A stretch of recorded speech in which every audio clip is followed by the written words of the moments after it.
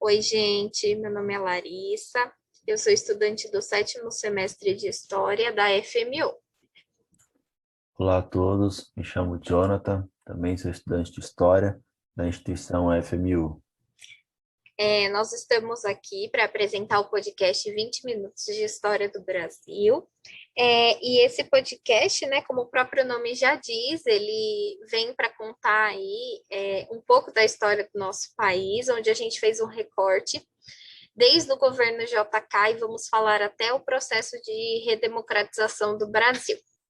Esse projeto, ele é composto por 20 podcasts, né? Esse é o 16º, e ele faz parte de um projeto que a instituição de ensino ela criou, que se chama Humanas e Manos, para que a gente pudesse fazer o nosso estágio supervisionado obrigatório, que infelizmente por conta da pandemia do novo coronavírus, nós ficamos impossibilitados de fazer ele presencialmente nas escolas, né?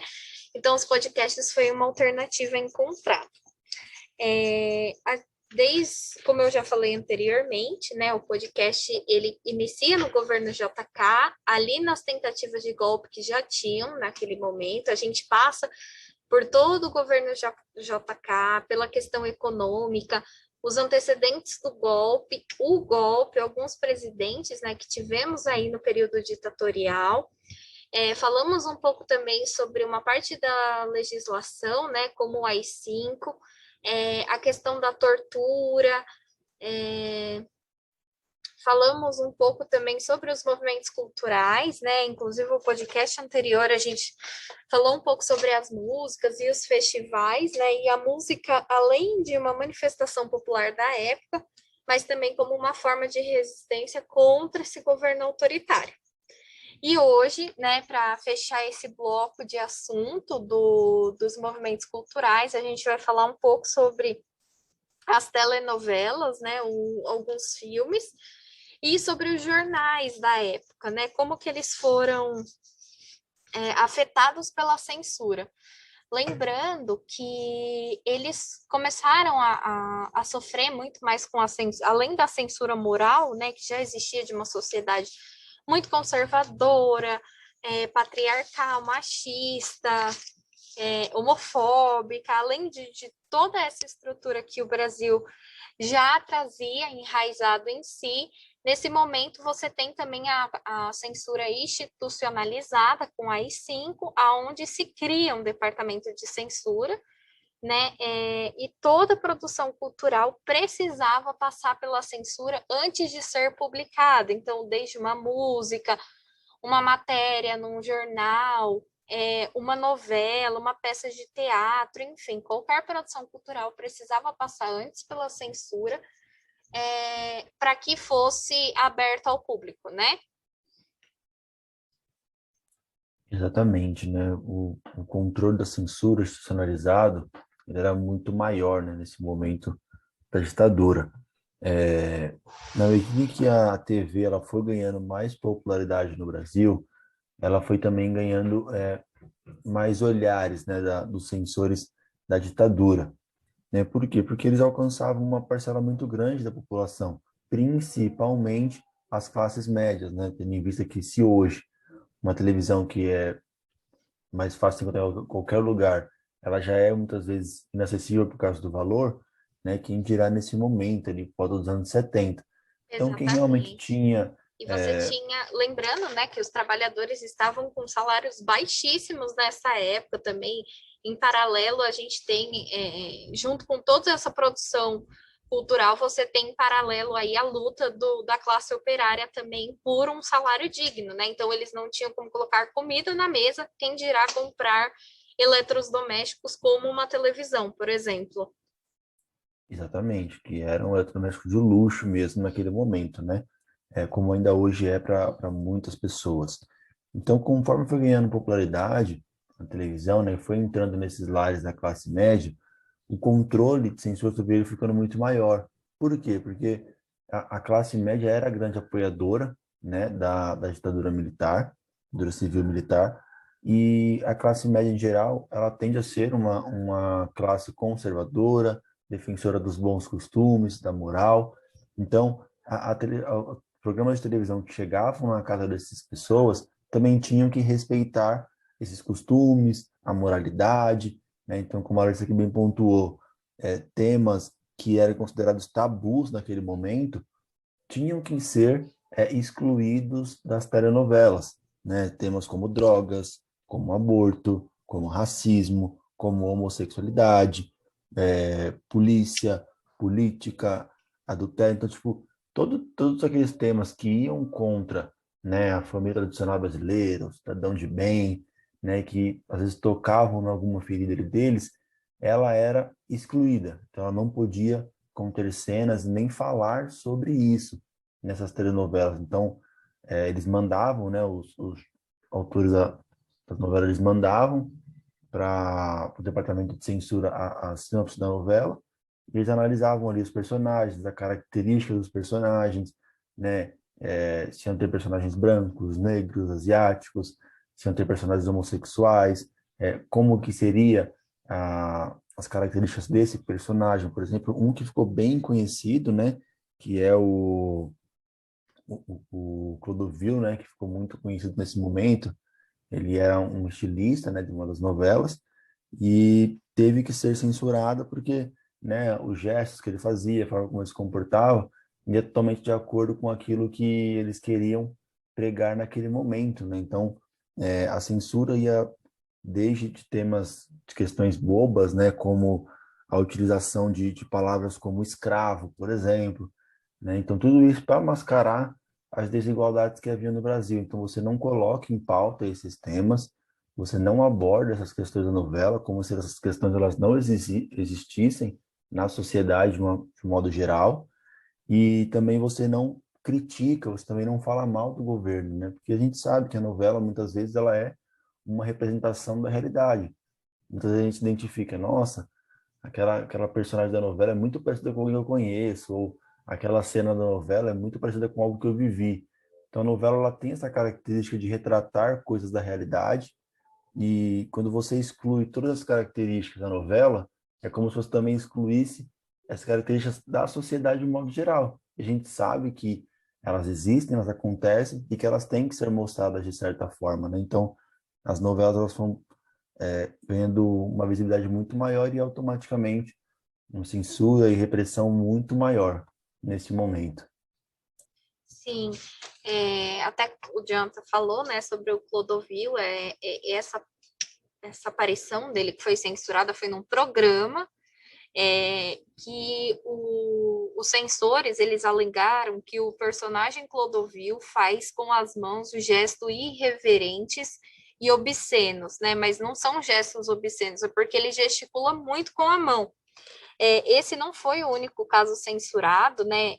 Provavelmente vocês já ouviram falar sobre a novela O Bem Amado, que ela foi ao ar, né, primeiramente, a primeira vez em 1973 e recentemente ela virou um filme, né, essa novela virou um filme com a história, e assim, um dos personagens principal, que é o prefeito Odorico Paraguaçu, ele tinha o título de coronel, porém a censura mandou tirar esse título, porque ele era um prefeito corrupto, um prefeito que cria ali, né, um cemitério, inaugura o cemitério na cidade, que queria ter um morto, né, para inaugurar o cemitério e não tem, então era um político muito desengonçado, assim, muito atrapalhado, e tinha também um matador nessa novela, que é o Zeca Diabo, né? Era um matador de aluguel que era contratado pelo prefeito Rodrigo Paraguaçu. E o Zeca Diabo, ele tinha ali o, o nome de capitão, né? A patente de capitão.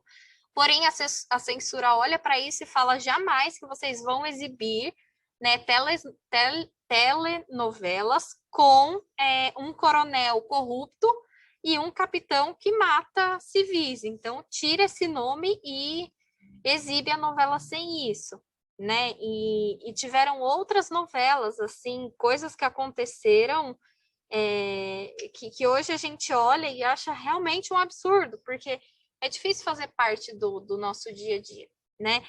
Por exemplo, o Jonathan falou que a palavra escravo era um termo que não podia constar nos diálogos, né?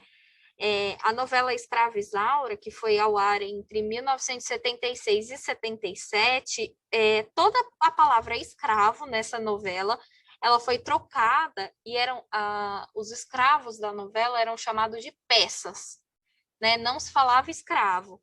Então, assim, você tinha uma censura bem rígida, né, quanto a isso. Teve também a novela que foi integralmente censurada, não foi ao ar nunca, a novela se chamava Despedida de Casado, é de 1976, porque essa novela ia tratar justamente da questão da separação, né?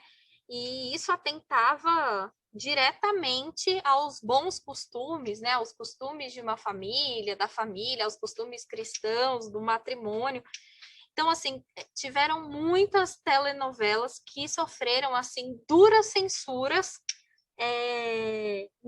durante esse período, né? A gente viu no podcast anterior que a música sofreu grandes censuras, mas as telenovelas também sofreram demais com isso, né? Você não podia abordar temas como, por exemplo, separação, adultério, como o Jonathan comentou, né, que eram considerados temas tabus em nenhum episódio. Então, novelas que a gente teve recentemente, por exemplo, eu vou dar um exemplo porque eu sou bem noveleira, né? Mas a novela A Força do Querer, que traz a história da Ivana, né, que é um homem trans, que vira o Ivan na novela, então mostra ali toda aquela parte da pessoa se descobrindo uma pessoa trans mesmo, isso era inadmissível no contexto da ditadura civil-militar do Brasil. Exatamente. A gente pode perceber que as novelas, elas não são imparciais e não são neutras, tudo acontece ao redor dela, né? Então, esse tema mesmo que a Larissa abordou é um tema que é abordado nas novelas mais contemporâneas, porque é um tema que está na pauta do momento, que é muito discutido, né? Que é muito debatido pelo respeito por pessoas, né, trans, e que naquele momento era algo, né, inimaginável, porque a sociedade daquela época, como a gente comentou nos podcasts anteriores, a ditadura civil-militar no Brasil, ela só tem poder, só tem grande apoio porque a sociedade brasileira ela é autoritária. Então aqui, por mais que membros da classe média, que eram em sua maioria o que tinham acesso à televisão, eles adulteravam, consumiam drogas, eram homossexuais, eram racistas, mas isso não podia ser colocado em visibilidade, né? Então, não é você não fazer, é você mostrar que você não faz. Então, quando as novelas elas se isentam e elas são censuradas em temas como esse, passa a impressão de que a sociedade ela não está vivendo isso e isso não existe, né, de um modo geral. E vale destacar aqui uma curiosidade bem interessante, que essa mesma censura, né, que cortava cenas ou até uma novela inteira não ia ao ar por conter temas que eram tabus, é a mesma censura que permite, por exemplo, a revista da Playboy, né, com mulheres seminus na capa, em todas as páginas da revista, como se isso não ferisse os bons costumes e a moralidade, né, do cidadão de bem e desse membro membro da sociedade que consome essa revista. Então, se de um lado ela proíbe cenas de homossexualidade, cenas de adultério ou de racismo, de uso de drogas, do outro lado ela permite que você vá numa grande jornal ou numa editora que venda essa revista e você compra ali quantas vezes você quiser de mulheres seminus, que é isso, não Isso. tem problema nenhum. Lembrando que a primeira edição da Playboy ela é de 1975, né? Então ela chega aqui no Brasil no auge da ditadura, né? Bom, e apesar de toda a censura, né, houve também um grande empenho da ditadura e esforços para modernizar as áreas de comunicação e de cultura também nesse período, né? Eles tiveram houve, né, estímulo e muitos investimentos no Ministério das Comunicações, em Embratel, que era quem cuidava da linha telefônica, né? E, por exemplo, uma das instituições que recebeu muito dinheiro foi a Embrafilme, né, que a Embrafilme foi criada em 1969. Lembrando que a Embrafilme não era um espaço democrático, né? Era um órgão que produzia filmes, mas que estava dentro da lógica autoritária, enfim, da ditadura, mas recebeu muito investimento nessa época. E aí acho que vale a gente pontuar aqui que ainda a filme ela foi desarticulada pelo Fernando Henrique Cardoso e pelo Bolsonaro recentemente, né? Porque ela vem, a Embrafilme recebe investimentos desde o período ditatorial, mas recebeu investimentos, né, pós-ditadura, no período democrático brasileiro, para a produção de filmes nacionais. Então, quem vai desarticular aí a Embrafilme, cortar investimentos, é o FHC e o Bolsonaro, quando assume a presidência em 2019. Exatamente. Então, a gente já comentou isso e eu convido vocês a acompanhar nosso podcast anterior. A gente falou um pouco mais sobre esses investimentos da ditadura, que ela não visava acabar com uma cultura, com as novelas ou com a música, mas que ela visava padronizar dentro daquilo que eles acreditavam ser o correto, né? E vale aqui também o destaque que, como todas as áreas da sociedade, somente artísticas e tudo mais, também os jornais sofrem grandes censuras nesse momento, né? Então, redações elas eram analisadas previamente antes de serem divulgadas, né, impressas e vendidas.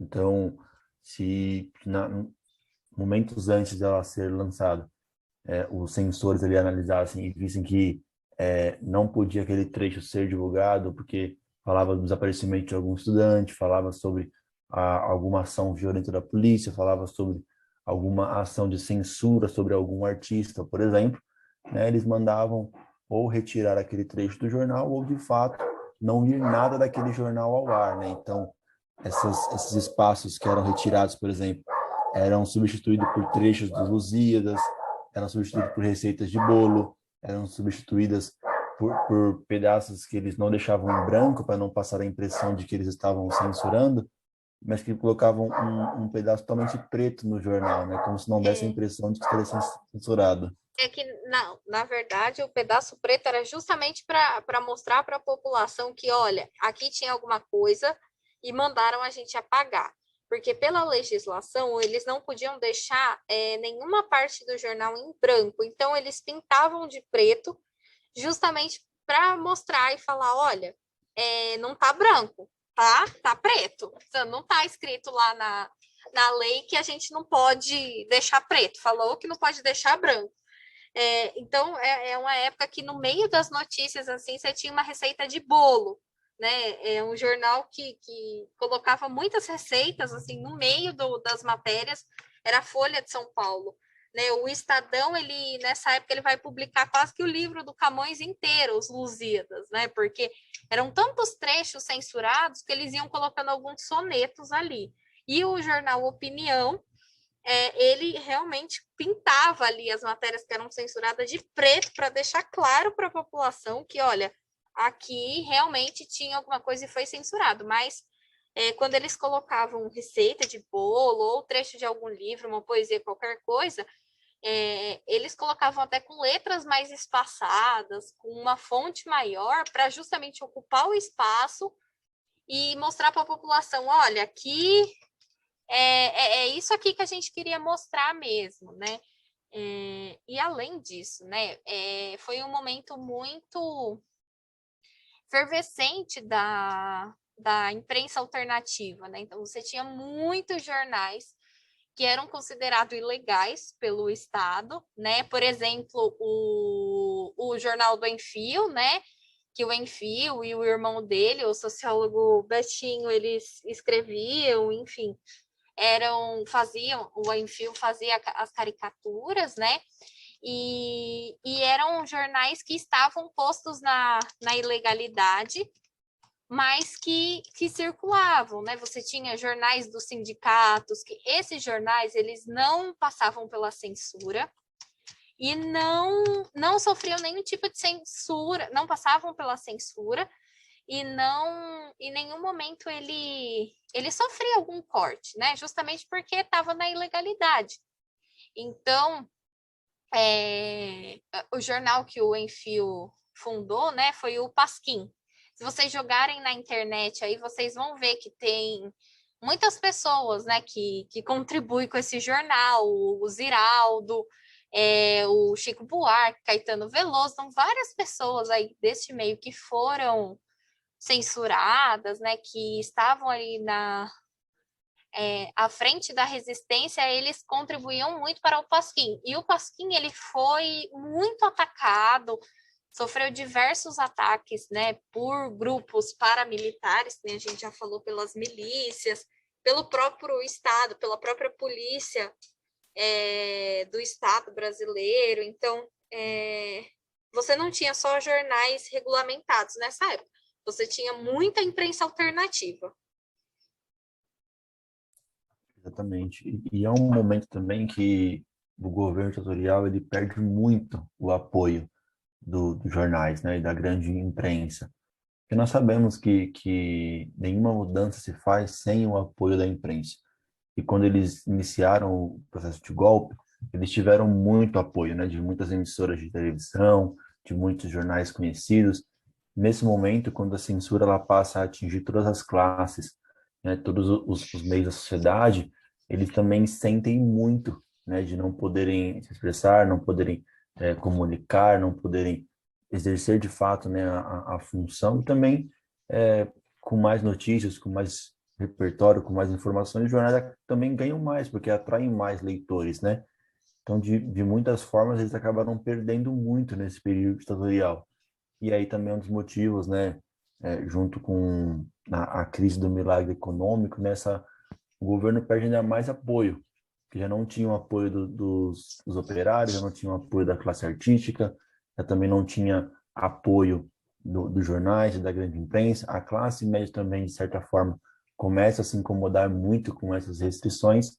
E aí, quando vem a crise do milagre, né, junta tudo, e a gente vai comentar um pouco mais no próximo podcast sobre a redemocratização, né, e que entra muito nisso, né, que já começam a pensar em uma saída lenta e gradual do período ditatorial para uma redemocratização, mas justamente porque perde aqui todo o seu apoio.